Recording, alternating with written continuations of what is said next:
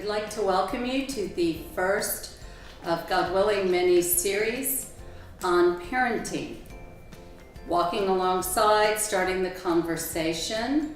Family Life Ministry, Metropolis of Atlanta is dedicated to helping our parishes and our families.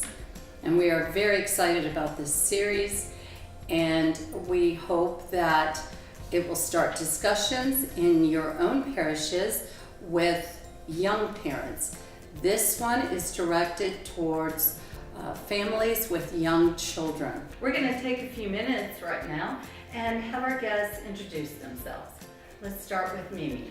My name is Mimi. I'm an attorney, I'm a prosecutor, and I am a divorced mother of a soon-to-be 3-year-old little boy.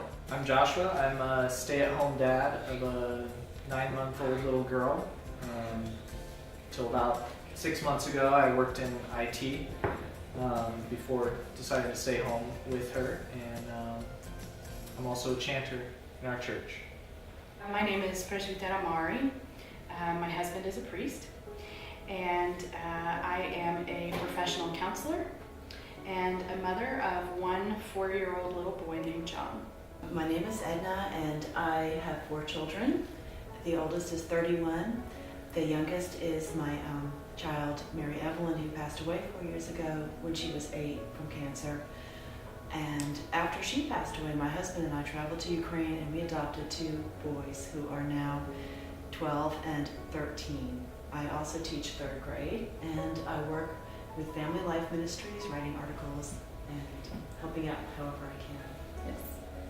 I read many things to prepare for these sessions, and they talk about unconditional love. That you may not love your child's behavior or the way they're talking or what's going on, but they have to know God's love for us is unconditional, right? There's nothing, I tell my 3rd graders in Sunday school, there's nothing you could do that God would turn away from you. His arms are always open, right? Unconditional love. We hear commonly that the children are the future of the church, but in fact, the church is the future of our children. Yes. And I think that that's so important to remember and hammer home with our children and with our families. It's through our worship that we experience God in the church, and you don't need to wait until your kids are old enough to fully understand everything. They can start experiencing the liturgy when they're 40 days old. They experience God Yes. watching us, and you even talked about that with Nicholas and Andrew in the orphanage they were in.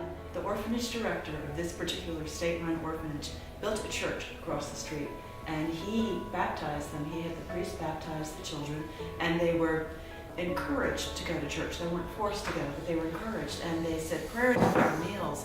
And that orphanage had a completely different spirit than all the other ones that we visited, and it had a huge impact on my children. I think it really prepared them to become part of our family and to accept the love and nurturing at their advanced age, when it's so difficult for many children to do so. So through their heartache, through their loss, it was the church is there. Yes.